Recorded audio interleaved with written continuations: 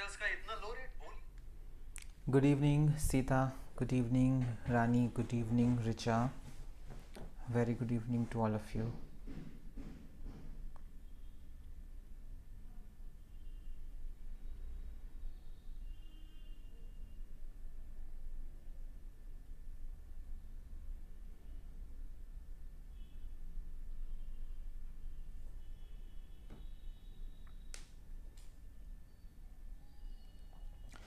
वालेकुम अस्सलाम. नाम क्या है भाई आपका? My beautiful edits. I try to remember your name.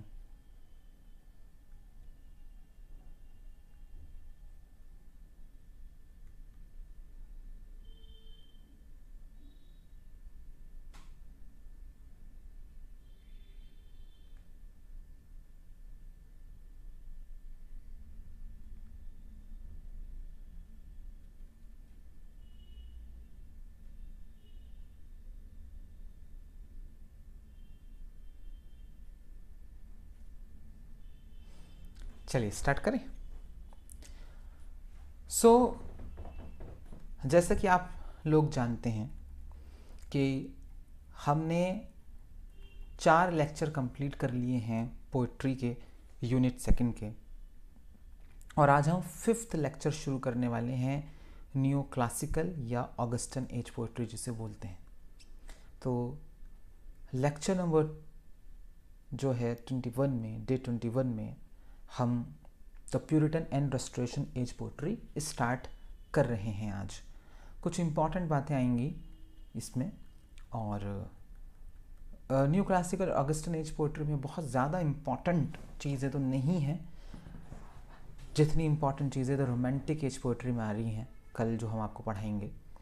तो स्टार्ट करते हैं. फिर भी बहुत इम्पॉर्टेंट है न्यू क्लासिकल एज और ऑगस्टन एज. कुछ एग्जामिनर्स का फेवरेट होता है और वो इसको स्किप नहीं करते हैं, ऑगस्टन एज को या न्यू क्लासिकल लिटरेचर को. चलिए स्टार्ट करते हैं सारी बातें और फिर आगे बढ़ते हैं. Good evening Kalpana. Hello Nilesh. Shanaya and family. Triples P T का एग्ज़ाम अक्टूबर में हो सकता है, सितंबर में भी हो सकता है, सितंबर के लास्ट में, अक्टूबर में हो सकता है, नवंबर में हो सकता है. तो DSSB का जो एग्ज़ाम है वो मतलब यूपी TGT PGT की तरह नहीं है कि अटक जाता है. तो अगले 2-3-4 महीनों में DSSB का एग्ज़ाम होगा. ठीक है. तो अगर आपके पास इसकी एलिजिबिलिटी है DSSB की, आपका सीटेट है, ठीक है, और आप दिल्ली में जॉब करना चाहते हैं एक सरकारी टीचर के रूप में, तो DSSB का एग्ज़ाम दीजिए. इसका एग्ज़ाम निकालना थोड़ा ट्रिकी होता है, बट वो कम होती है, फ़ाइट कम होती है. जैसे पिछली बार भी जो DSSB का एग्ज़ाम हुआ था, मुझे एग्जैक्ट नंबर नहीं याद है, आई थिंक 1100-1200 के आसपास पोस्ट थी, 700 भरी गई क्योंकि लोग ही नहीं मिले. ठीक है. तो यस, अच्छा एग्ज़ाम है, तैयारी करेंगे, ढंग से पढ़ेंगे तो निकल जाएगा. ठीक है.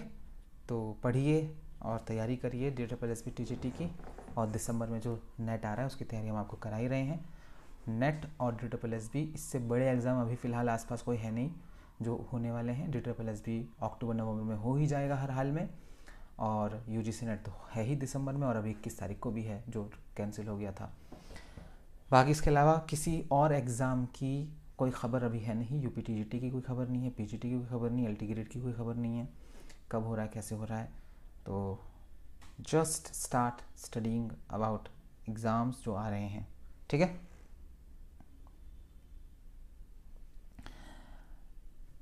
ओके शाइस्ता. गुड इवनिंग प्रिया. इसकी तैयारी हम करा रहे हैं ऐप पर. परसों से बैच बनाया, अभी जस्ट उसकी क्लास ख़त्म होती है 3 से 4, अभी उसकी क्लास लेकर यहाँ आए हैं. तो फिर 2 ही दिन हुए अभी क्लास को उसकी. तो अगर आपको बैच ज्वाइन करना है तो स्क्रीन पर सारी डिटेल आपको नज़र आ रही है शनाया. तो ऐप डाउनलोड कर लीजिए, लक्ष्य नाम है बैच का, उसे ज्वाइन कर लीजिए. अभी 2 ही क्लास हुई हैं, तो 3 क्लास तो फ्री डेमो ही हमने अनाउंस किया हुआ है. तो आप सब आ सकते हैं कल 3 बजे से उसको देखने के लिए, डेमो को. और अभी भी 2 डेमो आप जाकर देख सकते हैं. आप डाउनलोड कर लीजिए, वहाँ पर देख लीजिए वो दोनों क्लासेस किस तरह से पढ़ाते हैं हम DSSB TGT. चलिए, अब DSSB TGT की बातें हुई बहुत, अब हम अपने टॉपिक पर आगे बढ़ते हैं, न्यू क्लासिकल और ऑगस्टन एज पोएट्री। बाकी कोई सवाल है किसी का तो लास्ट के 5 मिनट में बात करेंगे आप लोगों से, ठीक है। अभी लेट्स जस्ट स्टार्ट, हम अपना क्लास स्टार्ट करते हैं। जी किरण, यही है 4 से 5 यूजीसी नेट की फ्री क्लास होती है रोज़ाना ऐप हमारे यूट्यूब चैनल पर।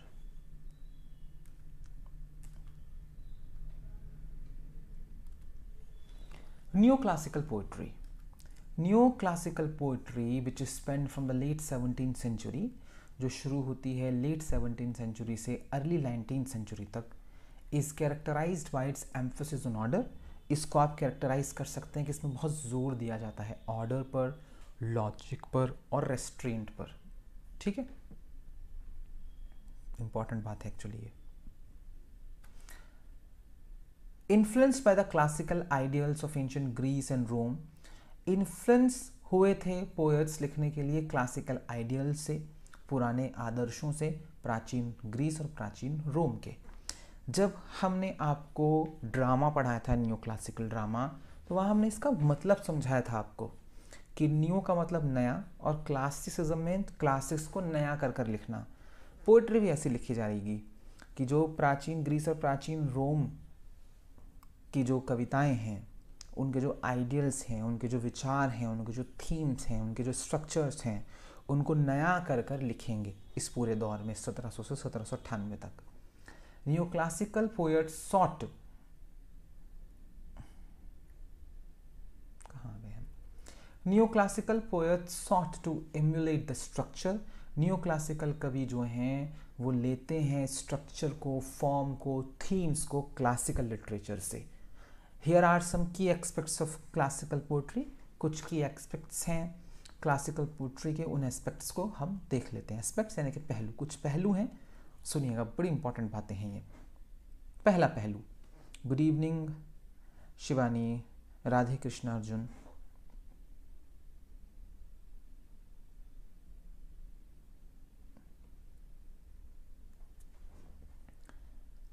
शनाया, मैं समझा नहीं आपकी बात। आज जो टॉपिक पढ़ा रहे हैं, I don't know what you are talking about. आज TSSB TGT का एक टॉपिक रात को 8 बजे पढ़ाएंगे हम। एक वीडियो आएगी, शिलापत्तिकरम करके एक एपिक है तमिल लिटरेचर का, वो पढ़ाएंगे। वो फ्री क्लास है तो आप उसको देख सकते हैं रात को 8 बजे यूट्यूब पर ही। Emphasis on reason and logic, new classical poetry का पहला एस्पेक्ट है कि बहुत जोर दिया गया, एम्फेसाइज किया गया तर्क पर, ठीक है, रीजन और लॉजिक पर। बड़ी इंपॉर्टेंट बात है। New classical poets valued reason, new classical कवि वैल्यू करते थे तर्क पर, तर्क को, इंटेलेक्चुअल को, बौद्धिकता को, ओवर इमोशन एंड इमेजिनेशन। वो कहते थे क्या इमोशनल कविताएं लिख रहे हो, क्या इमेजिनेशन कर रहे हो भैया, ठीक है, कल्पना के घोड़े मत दौड़ाओ, तर्क करो, वितर्क करो। Their works often reflect a rational and analytical approach. इनकी रचनाओं में रिफ्लेक्ट होता था कि ये बहुत ही रैशनल और एनालिटिकल अप्रोच रखते थे जीवन को लेकर और ह्यूमन नेचर को लेकर। तो अगर आपसे एग्जाम में पूछा जाए, ठीक है, कि रीजन एंड लॉजिक, ठीक है, किस लिटरेचर का की एस्पेक्ट है या कैरेक्टरिस्टिक है, तो याद रखिएगा न्यू क्लासिकल कवि रीजन एंड लॉजिक पर विश्वास रखते थे। फॉर्म और स्ट्रक्चर की बात करते हैं। New classical poetry is known for its strict adherence to form. भाई बहुत ही स्ट्रिक्टली, रिलीजियसली फॉर्म्स को फॉलो करते थे new classical poets. Poets often used closed couplets, कवि बहुत इस्तेमाल करते थे क्लोज कपलेट्स का, हीरोइक कपलेट्स का या दूसरे फिक्स्ड फॉर्म्स का। मतलब अगर कवि ने ये ठान लिया है कि मुझे इसी फॉर्म में लिखना है तो वो उसी फॉर्म में लिखता था। ऐसा नहीं है कि वो अपनी मर्जी से थोड़ा सा भी एक्सप्लोर कर ले, थोड़ा सा भी एक्सपेरिमेंट कर ले, नहीं, वो विश्वास रखते थे स्ट्रिक्टली किसी फॉर्म पर, अडेयर रखते थे अपने आप को कि नहीं, हमें अगर जैसे फॉर एग्जांपल सोनेट लिखनी है तो 14 लाइनें होती हैं, ऑक्टेव होता है, सेस्टेट होता है, वॉल्टा होता है, वो सारी चीज़ें उसको फॉलो करेंगे, वो राइम को फॉलो करेंगे, मीटर को फॉलो करेंगे, तो फॉर्म्स के साथ छेड़छाड़ नहीं करते थे। इसके अलावा एम्फेसाइजिंग क्लैरिटी, ये एम्फेसाइज करते थे कि आपकी जो कविता हो वो क्लियर होनी चाहिए, प्रिसाइज होनी चाहिए और वर्सेस में बैलेंस होना चाहिए, ठीक है, एकदम नाप तोल के काम करते थे। ये भी बहुत बड़ा कैरेक्टरिस्टिक है न्यू क्लासिकल पोएट्स का। दूसरा है इमिटेशन ऑफ क्लासिकल मॉडल्स। इसका जिक्र हमने ऊपर किया कि क्लासिक्स को नया करके लिखा जा रहा था, तो ये नकल करते थे क्लासिकल मॉडल्स की। The poets of this period Drew inspiration. इस दौर के कवियों ने जो इंस्पिरेशन ली वो क्लासिकल राइटर्स से ली, जैसे कि होमर से ली, वर्जिल से ली, हॉरेस से ली, ओविड से ली। They believed in the timeless quality of classical literature. इन्हें लगता था कि जो क्लासिकल लिटरेचर है, होमर वर्जिल का लिटरेचर, वो टाइमलेस है। And aim to recreate its excellence. और उनका उद्देश्य ये होता था न्यू क्लासिकल कवियों का कि हम इसी एक्सीलेंस को दोबारा से निर्माण करेंगे, इसका हम वैसी ही मूवी दोबारा बनाएंगे। इम्पॉसिबल है। अब जैसे फॉर एग्जांपल कोई कह ले कि हम तो शोले बनाएंगे बिल्कुल जैसे थी शोले बनी हुई, नहीं बना सकते। आज की जनरेशन को मजा नहीं आएगा शोले देखकर। Good evening Nabeel.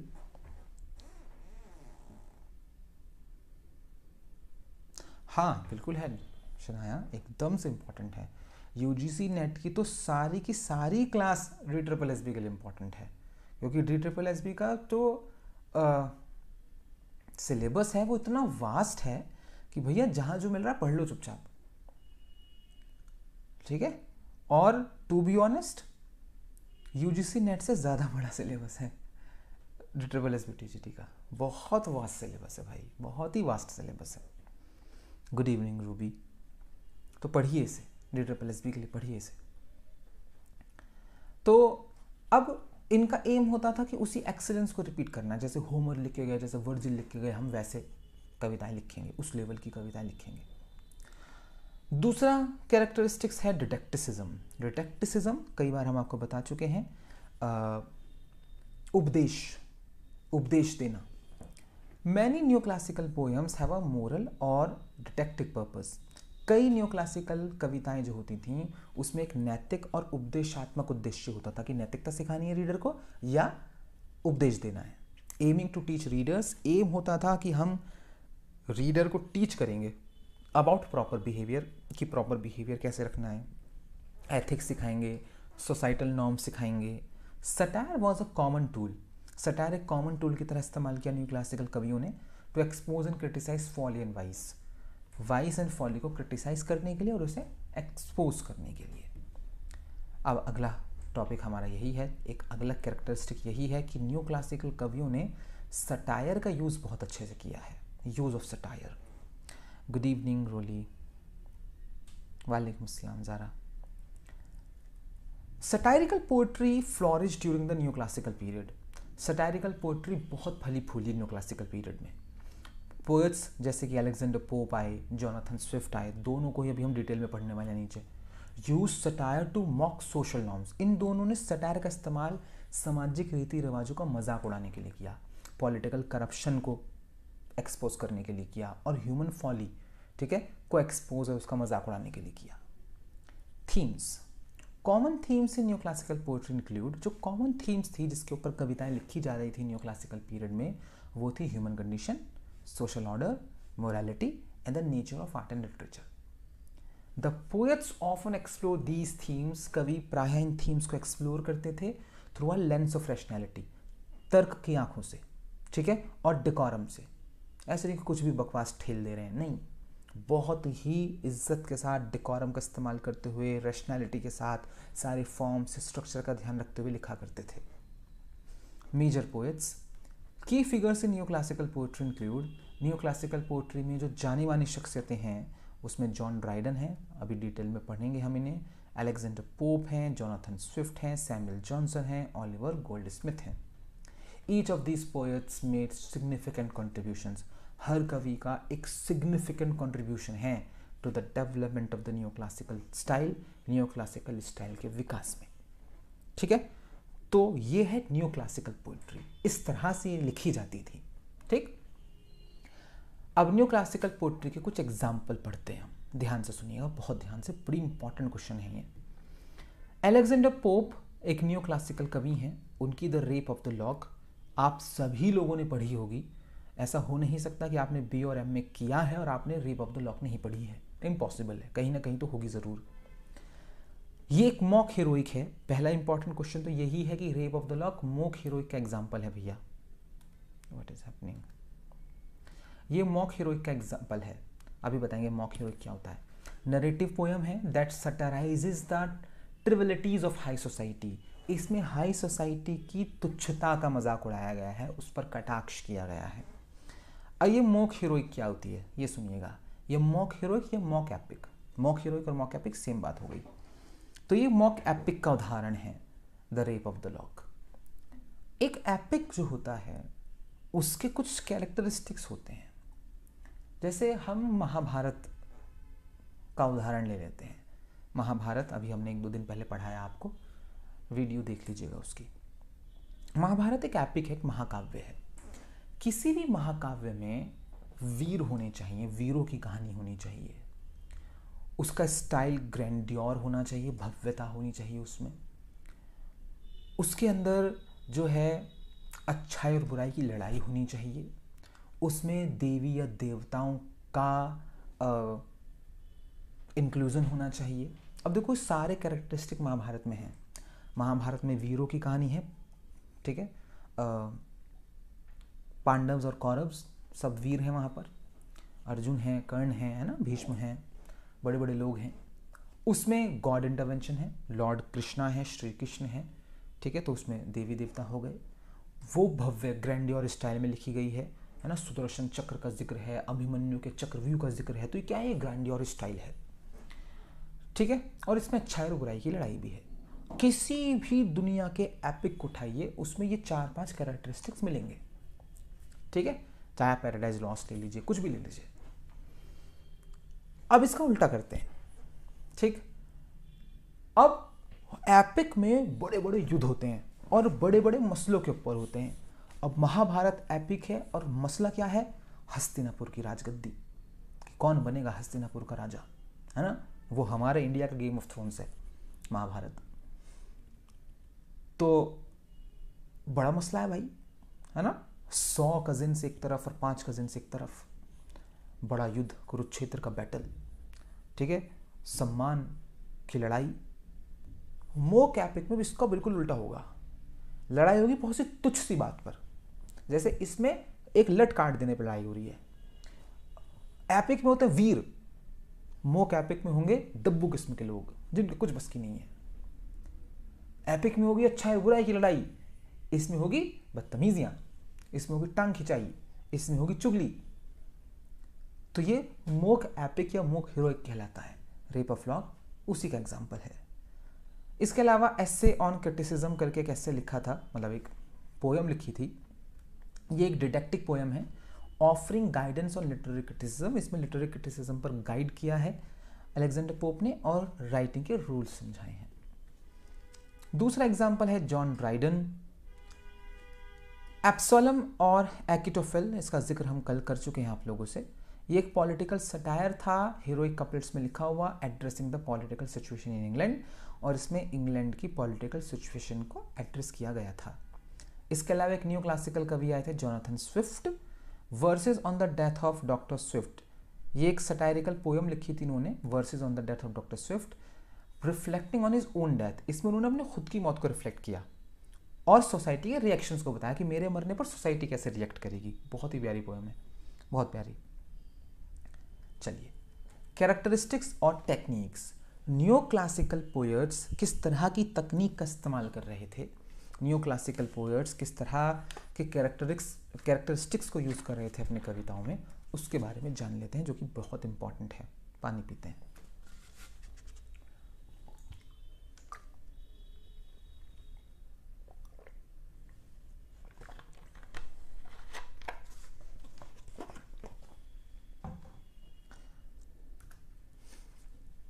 सुनिएगा, पहला कैरेक्टरिस्टिक है या पहली टेक्निक है हीरोइक कपलेट्स।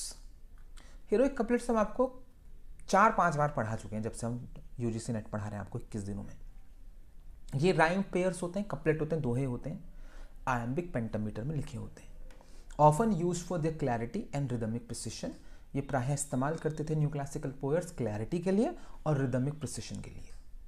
एल्यूजन्स, एल्यूजन्स कहते हैं भैया एक तरह से आसान भाषा में जिक्र, mention. Frequent references to classical mythology, लगातार जिक्र करते थे क्लासिकल माइथोलॉजी का, लिटरेचर का, हिस्टोरिकल फिगर्स का। आसान भाषा में समझ लेते हैं एल्यूजन को। मैं एक कहानी लिख रहा हूँ और कहानी में क्राइस्ट आ गए, जीसस क्राइस्ट, तो वो बाइबल का एल्यूजन है मेरी कहानी में, ठीक है, इसे एल्यूजन बोलते हैं। तो न्यू क्लासिकल कवि जो थे वो लगातार क्लासिकल माइथोलॉजी से रिलेटेड शख्सियत, गॉड्स, गॉडेसेस का जिक्र अपनी कविताओं में करते थे, वहाँ के लिटरेचर का जिक्र करते थे और वहाँ के हिस्टोरिकल फिगर्स का जिक्र करते थे, ठीक है। बैलेंस सिंटेक्स, ये अभी हमने ऊपर पढ़ा है आपको कि डेकोरम का यूज़ बहुत करते थे न्यू क्लासिकल कवि जो थे, वो स्ट्रक्चर और थीम के साथ बिल्कुल भी छेड़छाड़ नहीं करते थे, तो बहुत ही बैलेंस सिंटेक्स रखते थे।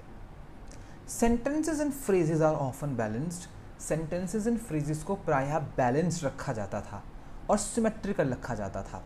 जैसे सब्जेक्ट वर्ब ऑब्जेक्ट से एक सेंटेंस लिखा तो अगला भी सब्जेक्ट वर्ब ऑब्जेक्ट पर ही होगा सेंटेंस। कवि ऐसा बहुत करता है एक्सप्रेशनिज्म के लिए कि वो स्ट्रक्चर चेंज कर देता है ना, ग्रामेटिकल स्ट्रक्चर बदल देता है, वो पहले वर्ब बाद में सब्जेक्ट लिख देता है भैया, ठीक है, कविता को खूबसूरत बनाने के लिए। न्यू क्लासिकल पोएट्स ऐसा नहीं करते थे, ठीक है। Reflecting the new classical emphasis on, यही वजह थी कि न्यू क्लासिकल एम्फेसिस होता था कवियों के द्वारा ऑर्डर और हार्मनी पर। इसलिए जब हमने बिल्कुल पढ़ाना शुरू किया था तो हमने कहा था कि इंपॉर्टेंट है, इसे हल्के में मत लीजिएगा, जो भी पॉइंट हम यहाँ हाईलाइट कर रहे हैं वो सब इंपॉर्टेंट बात है। जैसे हमने पढ़ाना आपको स्टार्ट किया तो हमने आपको ये 3 वर्ड हाईलाइट कराए थे कि न्यू क्लासिकल पोइट्री जो है उसमें एम्फेसाइज किया जाता था ऑर्डर, लॉजिक और रेस्ट्रेंट को, कि हम ऑर्डर से काम करेंगे, लॉजिक का इस्तेमाल करेंगे और काबू करेंगे अपने आप को। मन करेगा कि बिगाड़ दूं मीटर, मन करेगा कि कर दूं इधर उधर, लेकिन नहीं, हम उस डेकोरम को मेंटेन करके चलेंगे जो डेकोरम भाषा में सिखाया गया है या बताया गया है, ठीक है। एलिवेटेड डिक्शन एक इसका कैरेक्टरिस्टिक है। द लैंग्वेज यूजेस, जो भाषा न्यू क्लासिकल पोइट्री में इस्तेमाल की जाती है वो प्रायः फॉर्मल और एलिवेटेड होती है, ठीक है, उच्च स्तर की होती है। In keeping with the classical ideals of grandeur and refinement, उसमें वो जो क्लासिकल आइडियल्स हैं कि हम भव्यता के साथ लिखेंगे, हम एकदम रिफाइंड लिखेंगे, वो उसी के लिए होता है, ठीक है। जिस तरह से होमर और वर्जिल भाषा का इस्तेमाल करते थे, एकदम शशि थरूर टाइप वाली इंग्लिश। एक इंग्लिश वो जो मैं बोलूँगा, एक इंग्लिश वो है जो एक आम आदमी बोलेगा, ठीक है। तो आम आदमी से थोड़ी बेहतर इंग्लिश मैं बोलूँगा क्योंकि मेरा बैकग्राउंड लिटरेचर से है, और मुझसे लाख गुना बेहतर इंग्लिश शशि थरूर बोलेंगे, है ना। तो ऐसी भाषाओं का है कि किस तरह से लिखा जा रहा है, तो एकदम अलग ग्रैंडियोर लेवल की भाषा का इस्तेमाल करते थे। एलिवेटेड डिक्शन, डिक्शन यानी कि शैली, एलिवेटेड डिक्शन शैली का यूज़ किया करते थे न्यू क्लासिकल पोएट्स। अब न्यू क्लासिकल पोइट्री का इम्पैक्ट या उसकी लेगेसी क्या है वो हम देख लेते हैं, सुनिएगा। New classical poetry played a crucial role, new classical poetry ने एक बहुत ही क्रूशियल रोल निभाया है शेपिंग इंग्लिश लिटरेचर को शेप करने में।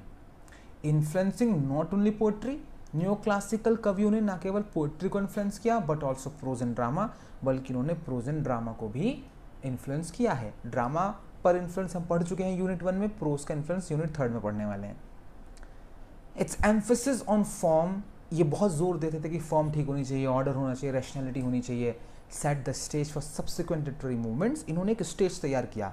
अभी आगे कुछ आंदोलन देखेंगे हम लिटरेचर में, ठीक है, जैसे कि romanticism emerge in reaction against it's principles, वो इन्हीं के प्रिंसिपल के खिलाफ एक विद्रोह था, ठीक है। कैसे, सुनिएगा। तो न्यू क्लासिकल कवि क्या कर रहे हैं, न्यू क्लासिकल कवि कह रहे हैं कि हम होमर, वर्जिल, ओविड को पढ़ेंगे, हॉरेस को पढ़ेंगे, और जो शानदार भव्यता के साथ उन्होंने लिखा, जिस स्ट्रक्चर के साथ उन्होंने लिखा, जिस फॉर्म के साथ उन्होंने लिखा, जिस लॉजिक के साथ उन्होंने लिखा, हम उसी लॉजिक का इस्तेमाल करेंगे, हम रैशनैलिटी दिखाएंगे। हम कभी भी अपनी कविताओं में ये नहीं दिखाएंगे कि हमें आसमान में एक उड़ती हुई परी नजर आई है, ये क्या बात है। हम क्लासिक्स को नया करके लिखेंगे। अब इनके भैया जो बच्चे होंगे अगली पीढ़ी के रोमांटिसिज्म में, जो हम कल पढ़ेंगे, S T. Coleridge, William Wordsworth, Lord Byron, P B. Shelley, John Keats, ठीक है, रॉबर्ट साउदी, अब ये आएंगे, ये कहेंगे पागल हो गए हो क्या तुम, कब तक होमर के, वर्जिल के, हॉरेस के पीछे पड़े रहोगे, हम लिखेंगे आसान भाषा में। पहली बात, ये कैसी भाषा इस्तेमाल कर रहे हैं? एलिवेटेड डिक्शन, वो भाषा जो बस पढ़े लिखे आदमी को समझ में आ रही है। खतरनाक वोकैबुलरी यूज़ कर रहे हैं अपनी कविताओं में। वर्ड्सवर्थ बोलेंगे और बाकी के रोमांटिक पोएट्स बोलेंगे कि हम नहीं लिखेंगे भैया, हम लिखेंगे आसान भाषा में, हम लिखेंगे ऐसी भाषा में जो आम आदमी के समझ में आए। मैं तो उस फूल के बारे में लिखूंगा जो मेरे घर के पास में उग रहा है, मैं उस फीलिंग के बारे में लिखूंगा जो मुझे महसूस हो रही है जब मैं अपनी गर्लफ्रेंड से मिलने जा रहा हूँ। मैं तो भैया बादल को देखूंगा तो बादल के ऊपर कविता लिखूंगा, मैं नहीं जा रहा होमर के पास, वर्जिल के पास। तो इन्होंने जो स्टेज सेट किया उसके अगेंस्ट, उसके रिएक्शन में कई मूवमेंट आएंगे आगे। The legacy of new classical poetry, जो लेगेसी, जो विरासत है न्यू क्लासिकल पोइट्री की, वो एविडेंट है, ठीक है, और वो कॉन्टिन्यूड स्टडी की जा रही है, एडमिरेशन हो रहा है उसका इनकी रचनाओं के लिए, which remain a testament to the enduring appeal of classical ideas in literature. और ये एक टेस्टमेंट है, उदाहरण है न्यू क्लासिकल पोइट्री कि देखो कैसा भी लिख लो दौर के हिसाब से, लेकिन क्लासिकल जो आइडियल्स हैं, होमर, वर्जिल, ठीक है, इनके जो आदर्श हैं कविताओं में वो बहुत बड़े हैं, ठीक है, और वो एक्चुअली कभी आउटडेटेड नहीं हो पाएंगे, ठीक है। चलिए अब कुछ लोग पढ़ लेते हैं, कुछ कवि पढ़ लेते हैं न्यू क्लासिकल पोइट्री के। इसमें पहला नाम है अलेक्जेंडर पोप। ये उनकी रियल फोटो है जो आपको स्क्रीन पर नज़र आ रही है, और ये कमाल का आदमी है, ठीक है, कमाल का आदमी है। सुनिए क्या किया है इन्होंने। अलेक्जेंडर पोप 1688 से 1744 was a central figure in the Augustan age of English literature. ये इंग्लिश लिटरेचर के ऑगस्टन एज के भैया मुख्य सेंट्रल फिगर हैं। Renowned for his satirical verse, जाने जाते हैं कि बहुत सटायरिकल वर्सेस लिखते थे। मास्टरी हासिल थी हीरोइक कपलेट के ऊपर इनकी, and translations of classical works, और कई क्लासिकल रचनाओं की इन्होंने ट्रांसलेशन की थी।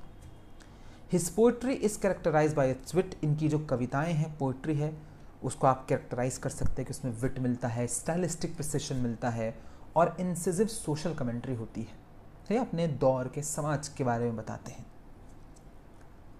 की वर्क्स एंड थीम्स, इनके कुछ मुख्य रचनाएं और उनकी थीम्स पढ़ लेते हैं।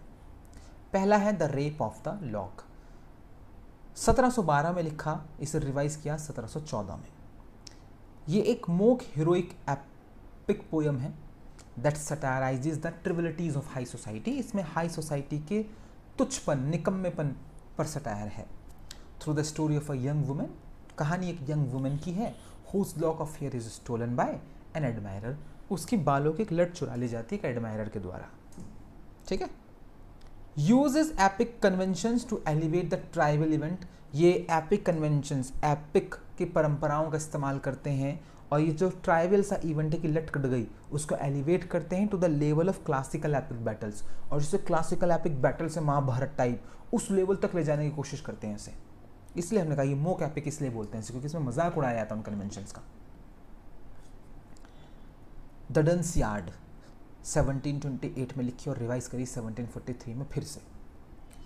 ये एक चोट कर देने वाला सटायर था, targeting the decline of literary standards. इसमें टारगेट किया था अलेक्जेंडर पोप ने जो साहित्यिक गिरावट हो रही थी, and the proliferation of bad writers, और किस तरह से गंदे बुरे राइटर्स को अच्छा बताया जा रहा था।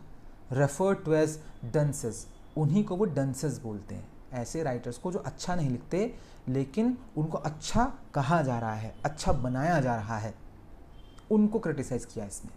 एम्प्लॉयज एलेबोरेट एलिगरी, इसमें एलिगरी का इस्तेमाल किया, क्लासिकल एल्यूजन्स का इस्तेमाल किया to criticise contemporary literary culture, उनके समकालीन जो लिटरेरी कल्चर था उसको क्रिटिसाइज करने के लिए, ठीक है।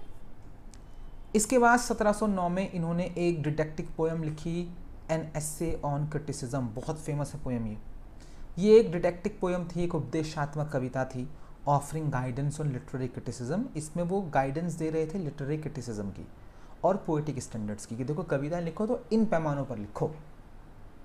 Emphasizing the importance of following nature, इन्होंने जोर दिया कि कितना इम्पॉर्टेंट है जब आप फॉलो करेंगे नेचर को, क्लासिकल मॉडल्स को, and principles of good taste and judgement को कविताओं में। अब आप कविता लिख रहे हो लेकिन आपको टेस्ट आपका खुद अच्छा नहीं है, आप जजमेंट नहीं अच्छा तक कर पा रहे हैं, क्लासिकल मॉडल्स का यूज़ नहीं कर रहे हैं, तो आपकी कविता अच्छी नहीं मानी जाएगी, ठीक है। तो छिचोरी कविताएं बोलते थे, कुछ कवियों की कविताओं को छिचोरी कविताएं बोलते थे। उन्हीं कविताओं को ठीक कैसे किया जा सकता है या आपको कविताएं कैसे लिखनी चाहिए, उसको वो एन एसे ऑन क्रिटिसिज्म में लिखते हैं। इसके बाद उन्होंने एन एसे ऑन मैन लिखा, ये भी एक पोएम है 1733 और 1734 में। ये एक फिलोसफिकल पोएम थी, exploring the nature of humanity. इसमें ह्यूमैनिटी के नेचर को एक्सप्लोर किया गया और यूनिवर्स को। Attempting to vindicate the ways of God to man, इसमें वो कहते हैं कि मैं कोशिश कर रहा हूँ बदला लेने की, जो ईश्वर के तौर तरीके हैं इंसानों के प्रति मैं उनका बदला लूँगा। रिफ्लेक्ट्स एनलाइटेंड आइडियल्स, इसमें बहुत ही एनलाइटेंड आदर्शों को दिखाया इन्होंने। And the belief in the rational order of the universe, और एक बिलीफ दिखाया कि इस यूनिवर्स का या यूनिवर्सेस का एक रैशनल ऑर्डर है। ठीक है, ऐसे ही नहीं है कि ये सूरज कहीं से भी निकल ले रहा है, ठीक है, और ये चांद कहीं भी छिप जा रहा है, ये सब एक रैशनल ऑर्डर से हो रहा है। ट्रांसलेशन ऑफ होमर, अभी ऊपर भी बताया था कि अपने ट्रांसलेशन के लिए बहुत फेमस है अलेक्जेंडर पोप, और इनका एक्चुअली बहुत बड़ा योगदान है उसको लेकर। पोप ने ट्रांसलेशन किया था इलियाड का, ठीक है, और इन्होंने ट्रांसलेशन किया था ओडिसी का भी। वर मॉन्यूमेंटल अचीवमेंट्स, ये बहुत बड़े अचीवमेंट्स थे that brought him both fame and financial success. इसको करने के बाद उनको एक तो फेम मिला, पैसा भी मिला, फाइनेंशियल सक्सेस भी देखी इनके ट्रांसलेशन के बाद इन्होंने। His versions was praised for the poetic quality, इनकी जो ट्रांसलेटेड वर्जन है, जो इंग्लिश में उन्होंने ट्रांसलेट किया इलियाड और ओडिसी को, तारीफ हुई, क्योंकि पोएटिक क्वालिटी के साथ कंपेयर वो नहीं किया, कॉम्प्रोमाइज़ इन्होंने, और एक्सेसिबिलिटी हुई इंग्लिश रीडर्स को, इतनी आसान भाषा में लिखा, ठीक है, ऐसे लिखा कि इंग्लिश रीडर्स ने पढ़ा। स्टाइल एंड इन्फ्लुएंस अगली हेडिंग है। हीरोइक कपलेट्स का यूज़ करते थे भाई ये।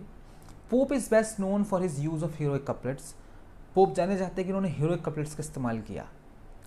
अब हीरोइक कपलेट पेयर होते हैं राइम्ड आयम्बिक पेंटामीटर के, which he used with remarkable precision and elegance, और हीरोइक कपलेट्स का इस्तेमाल उन्होंने रिमार्केबल प्रिसिशन और एलिगेंस के साथ किया है। Satire and wit, his poetry often incorporate sharp satire, इनकी पोइट्री में प्रायः शार्प सटायर देखने को मिलता है। एम्ड एट सोशल मोर्स, और सामाजिक मोर्स पर ये अपना उद्देश्य इनका ये होता है कि सामाजिक उद्देश्य जो वो हैं रीति रिवाज या नैतिकताएं, उनके बारे में लिखा जाए। लिटरेरी क्रिटिसिज्म करते हैं और पॉलिटिकल फिगर्स के बारे में लिखते हैं। Classical learning, pops work is heavily infused with the classical references.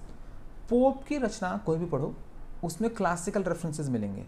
Homer का जिक्र, वर्जिल का जिक्र, ओविड के कैरेक्टर्स का जिक्र, drawing on the themes, styles, structures of ancient Greek and Roman literature. ये अपनी थीम्स, अपने स्टाइल्स और अपने स्ट्रक्चर्स को प्राचीन ग्रीक और प्राचीन रोमन लिटरेचर से लेकर आते हैं।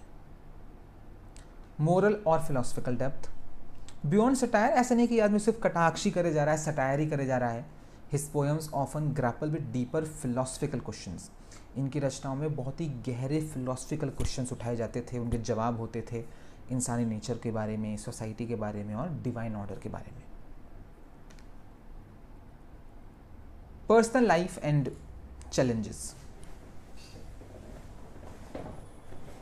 हेल्थ सबसे इम्पॉर्टेंट पार्ट है उनकी पर्सनल लाइफ का ये।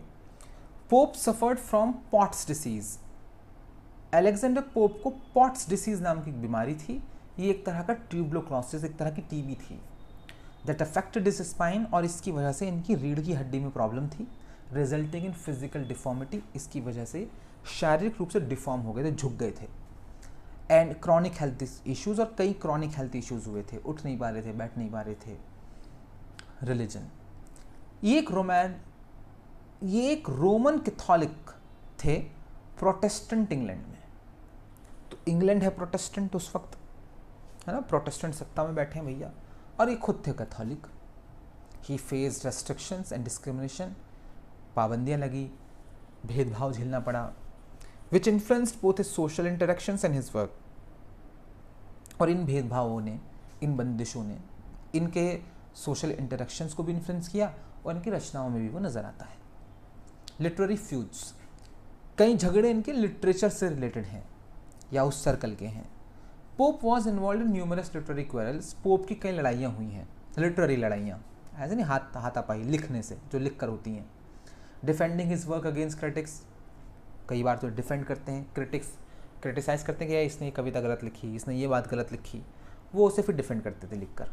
सटराइजिंग his opponents with biting humour, ये अपने विरोधियों के ऊपर कटाक्ष करते थे बाइटिंग ह्यूमर के साथ, उनका मजाक उड़ाते हुए। Legacy, Alexander Pope's contributions to English literature, Alexander Pope का जो कॉन्ट्रीब्यूशन इंग्लिश लिटरेचर को वो बहुत सिग्निफिकेंट है, particularly in the realms of satire, खासतौर से सटायर की दुनिया में, पोएटिक फॉर्म की दुनिया में और ट्रांसलेशन की दुनिया में।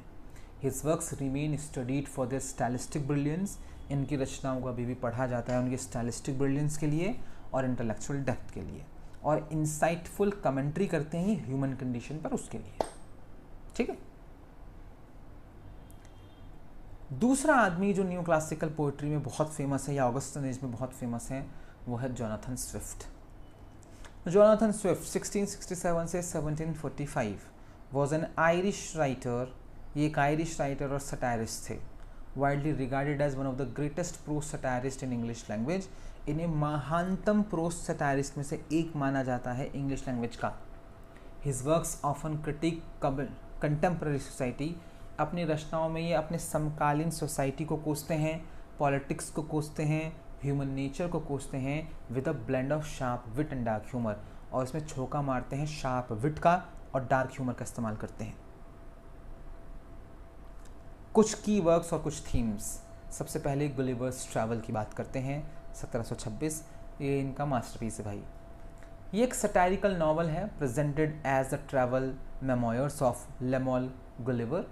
इसमें एक लेमॉल गुलिवर नाम का आदमी है जो अपने यात्रा वृत्तांत लिखता है, who encounters various strange societies, वो निकलता है और अलग अलग विचित्र सी सोसाइटीज़ से उसका सामना होता है।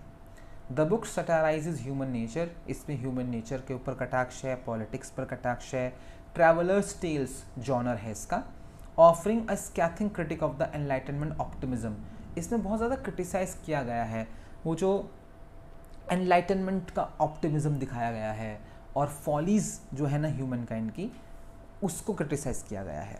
आसान भाषा में समझाते हैं इसे, एनलाइटनमेंट ऑप्टिमिज्म क्या है। तो एक अलग तरह का एनलाइटनमेंट देखा जा रहा था इनके दौर में, क्योंकि नई नई डिस्कवरीज हो रही थी। ठीक है,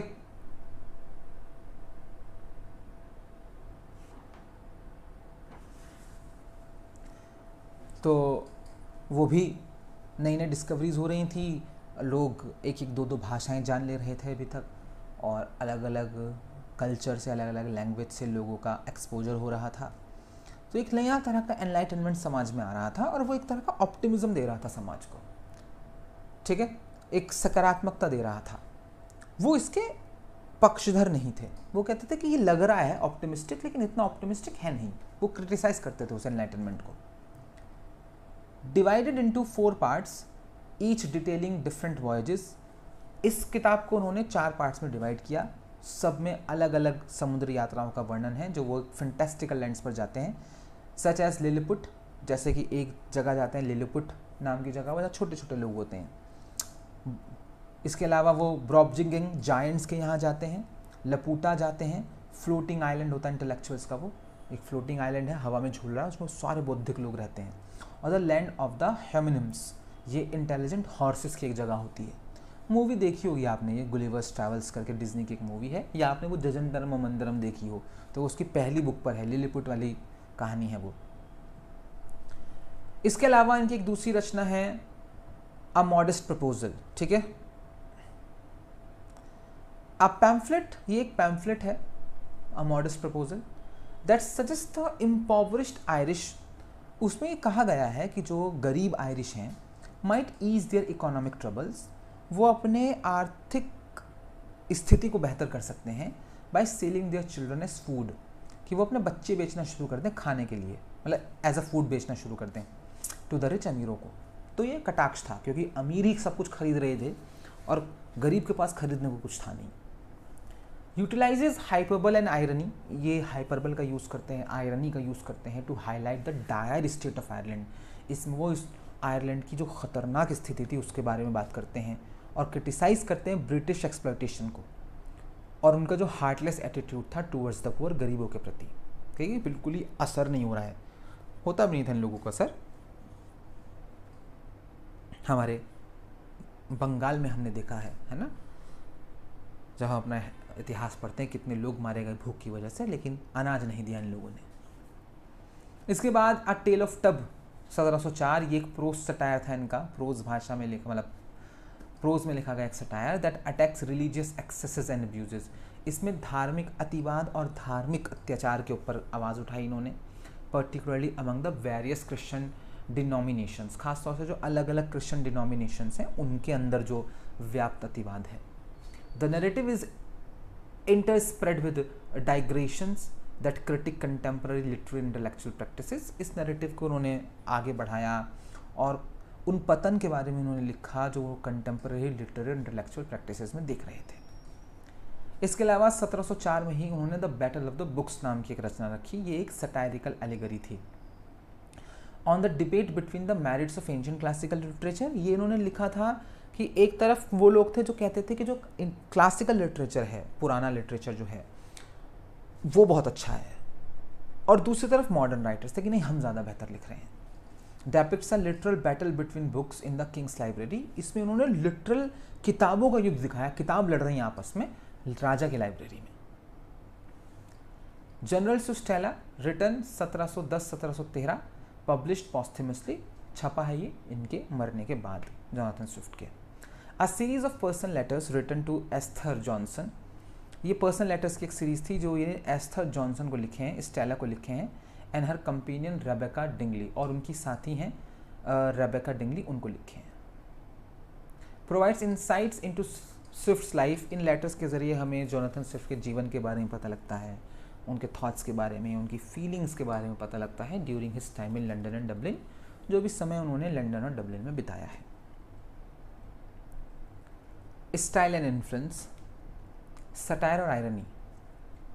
Swift's work is characterised by biting satire. Characterise कर सकते कि बहुत खतरनाक सटायर मारते थे, employing irony and parody. Irony और पैरोडी का इस्तेमाल करते थे to expose and critique societal ills, सामाजिक बुराइयों को एक्सपोज करने और उनको क्रिटिसाइज करने के लिए, और ह्यूमन फॉली को क्रिटिसाइज और एक्सपोज करने के लिए। प्रोज पर मास्टरी हासिल थी इस आदमी को, दो ही रोड पोएट्री, वैसे तो पोएट्री लिखते थे। Swift is best known for his prose, जाने जाते हैं अपने प्रोज के लिए भी, विच कंबाइंस क्लैरिटी, क्योंकि इनके प्रोज में क्लैरिटी थी, विट था और रिटोरिकल स्किल थी। पॉलिटिकल एंगेजमेंट के लिए भी जाने जाते हैं। Many of Swift's works are politically charge. इनकी कई रचनाएं राजनीतिक रूप से बहुत चार्ज थीं, reflecting his involvement in the political and social issues of his time, जो बताती हैं कि इनका एक इन्वॉल्वमेंट था राजनीतिक और सामाजिक मुद्दों में उस जमाने के, पर्टिकुलरली दोज अफेक्टिंग आयरलैंड, खासतौर से जो भी आयरलैंड को नुकसान पहुंचा रहे थे। तो ये अपनी मातृभूमि से बहुत प्यार करते थे, आयरलैंड से। Misanthropy, Swift writing often conveys a deep scepticism and cynicism about human nature. Swift की राइटिंग जब आप पढ़ेंगे ना स्विफ्ट को, तो आपको ऐसा लगेगा कि इस आदमी को इंसानों पर विश्वास नहीं है। इसे लगता है कि इंसान करप्ट होते हैं, इंसान कभी मदद नहीं कर सकते किसी की, ठीक है। Leading some to view him as a misanthrope, तो बहुत सारे लोग इसे मिसैंथ्रोप मानते हैं कि इसे मानवता पर विश्वास नहीं है भाई। पर्सनल लाइफ एंड चैलेंजेस, शुरुआती जीवन। Swift was born in Dublin Ireland, पैदा हुए डबलिन आयरलैंड में इंग्लिश माता पिता के यहाँ। His father died before he was born, पापा पैदा होने से पहले मर गए थे, and he was raised by his uncle, चाचा ने इन्हें पाला। एजुकेशन, ये ट्रिनिटी कॉलेज गए थे डबलिन में, but left for England during the glorious revolution of 1688, लेकिन इंग्लैंड चले गए, लंदन चले गए जब वो ग्लोरियस रेवोल्यूशन हुई थी 1688 में। तो आयरलैंड के लोगों ने क्रांति की थी कि आयरलैंड को एक नया देश बनाओ, हम नहीं रहेंगे तुम्हारे अंडर में भाई, ब्रिटेन के अंदर में नहीं रहेंगे, तो तब ये इंग्लैंड आ गए थे। Career, Swift worked as a secretary to Sir William Temple, PYQ है ये एक सचिव के रूप में काम किया सर विलियम टेम्पल नाम के आदमी के पास, जो कि एक रिटायर्ड डिप्लोमेट थे, which provided him access to political and literary circles. यहाँ से उनको एक एक्सेस मिला पॉलिटिकल और लिटरेरी सर्कल्स के बीच में उठना बैठना हुआ इनका। Church career, he became an Anglican priest, he एक एंजेलिकन प्रीस्ट बने, पुजारी बने, and eventually dean of Saint Patrick's cathedral, और आखिरकार सेंट पैट्रिक्स कैथेड्रल नाम के चर्च में डीन बने डबलिन में।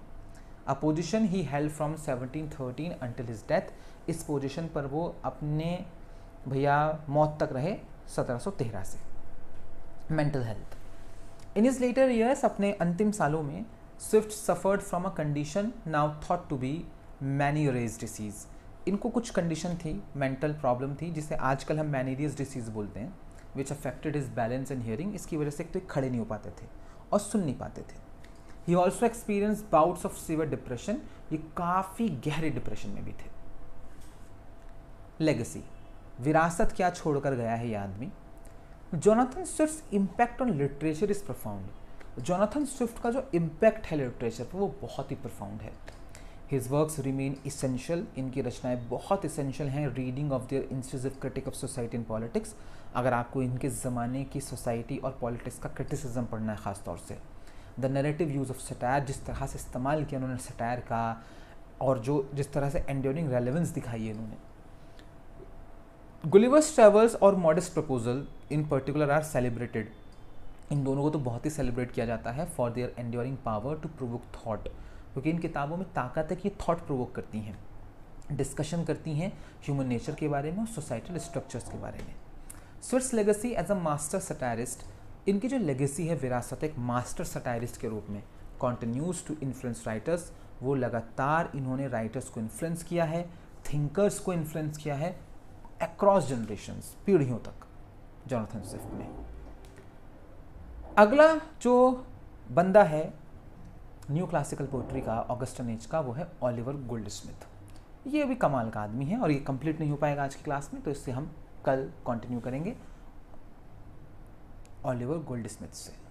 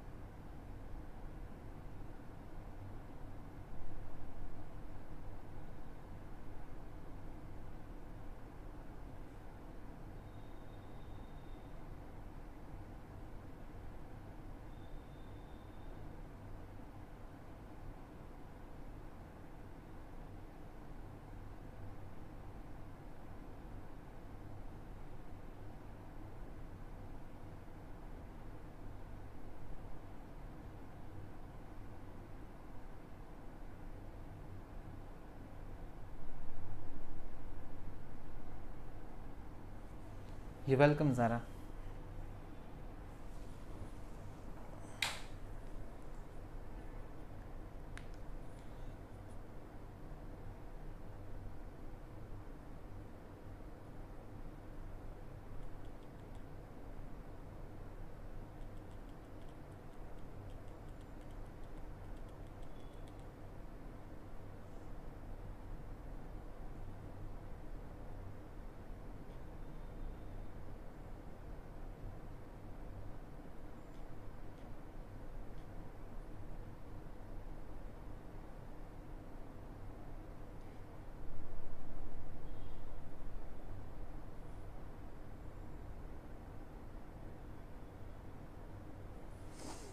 Welcome Richa.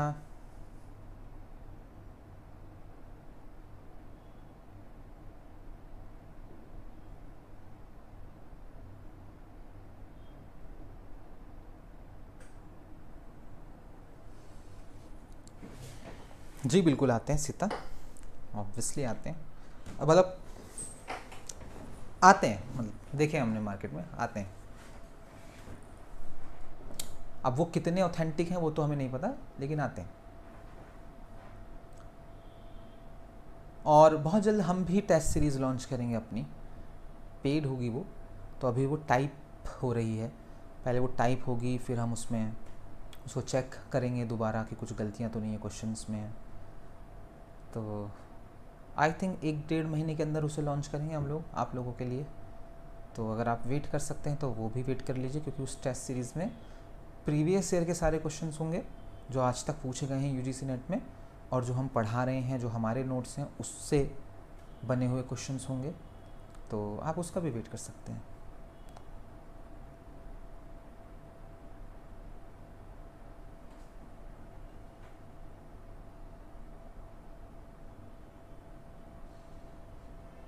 Kalpana, to be honest, किसी भी टीचर को या यूपी के किसी भी आदमी को इंक्लूडिंग यूपी के सीएम ये नहीं पता कि यूपी टीजीटी कब हो रहा है। यूपी टीजीटी अगले महीने भी हो सकता है, उससे अगले महीने भी हो सकता है, वो नवंबर में भी हो सकता है, दिसंबर में भी हो सकता है, वो जनवरी फरवरी अगले साल भी हो सकता है, कुछ नहीं पता भाई वो कब होगा। ठीक है, यूपी टीजीटी और पीजीटी के एग्ज़ाम की तैयारी जितने भी स्टूडेंट आप में से कर रहे हैं उनके लिए एक सिंपल सी एडवाइस ये है कि आप एक बार तैयारी कर दो ढंग से टीजीटी और पीजीटी की। ठीक है, मान लीजिए हाइपोथेटिकली कि आप मुझसे टीजीटी पढ़ रहे हैं, हमने जो आपको पढ़ाया यूपी टीजीटी के बैच में वो पढ़ लिया आपने, प्रीवियस ईयर आपने कंप्लीट कर लिए, एक दो किताबें आपने पढ़ ली, आपने अपने इस तरह से टीजीटी की तैयारी कर दी, अब उसे साइड में रख दो। अब आ जाओ दूसरे एग्जाम पे जो हो रहे हैं, DSSB का हो रहा है, यूजीसी नेट हर 6 महीने में होता है, अब आप उस पर फोकस करो। जैसे ही यूपी टीजीटी की डेट आए, ठीक है, तुरंत किताब उठा लो, सब छोड़ दो, फिर सीधे टीजीटी पे चले जाओ, लेकिन इस उम्मीद में कि अब आएगा अब आएगा अब आएगा, और यूपी टीजीटी और पीजीटी के चक्कर में लगे रहोगे तो बाकी के एग्जाम निकल जाएंगे और नौकरी हाथ में आएगी नहीं। लेकिन ऐसा कतई मत करना कि आपको टीजीटी की तैयारी नहीं करनी, ठीक है, नहीं करी और दूसरे उसमें जाके सवार हो गए। तो एक बार निपटा दो तैयारी टीजीटी और पीजीटी की, एक बार पढ़कर ख़त्म करो और रख दो साइड में, और उसे बीच बीच में रिवाइज और रिपीट करते रहो बस। ठीक है,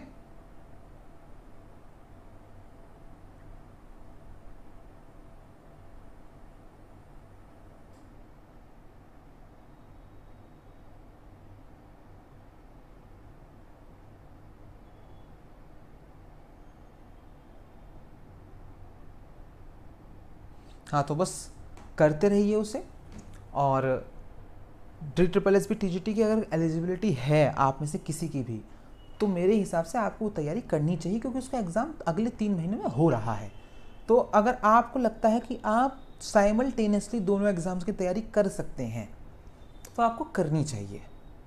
ठीक है, क्यों अपनी नौकरी का एक अवसर आप गंवा रहे हैं? व्हाट इफ DSSB में निकल जाए आपका, व्हाट इफ?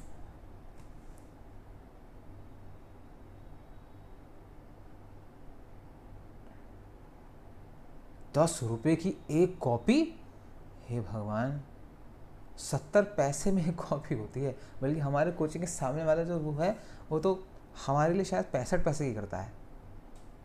किसी कौन से शहर में आप सीता जहाँ पे भी हैं, यूनिवर्सिटीज़ के आसपास या यूजुअली कचहरी के आसपास फ़ोटोस्टेट की दुकानें होती हैं जो बल्क में फ़ोटोस्टेट करते हैं बहुत सस्ते पैसों में, वहाँ से जाकर फ़ोटोस्टेट कराइए। ₹10 की कॉपी का क्या भाई, तो बर्बाद हो जाएगा बच्चा तो भाई।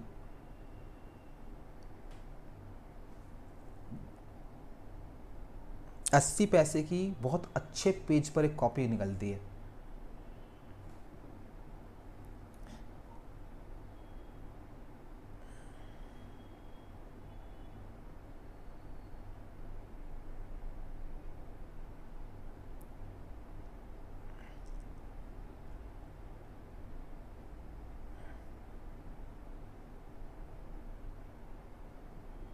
अच्छा, अनूप शहर हैं आप?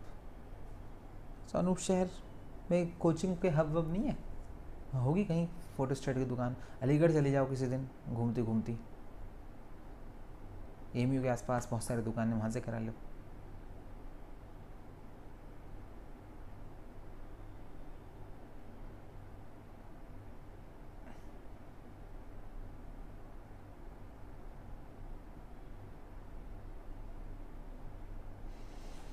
चलिए, तो मिलते हैं आप लोगों से कल। Ta-ta bye bye.